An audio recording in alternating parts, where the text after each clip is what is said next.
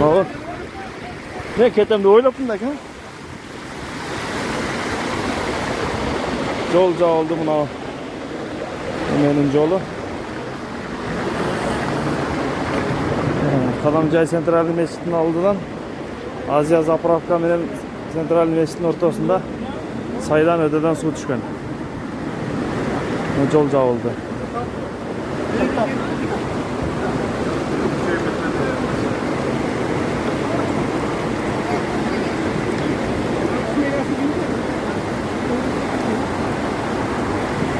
Zapravka.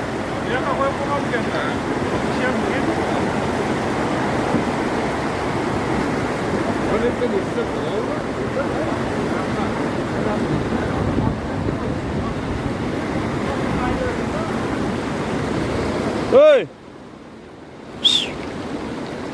Hey! Maşından jobda özün bir yoqqa tushar, daha kelgan bo'lsa ketasan mana. Maşından job bir yoqqa tush özün.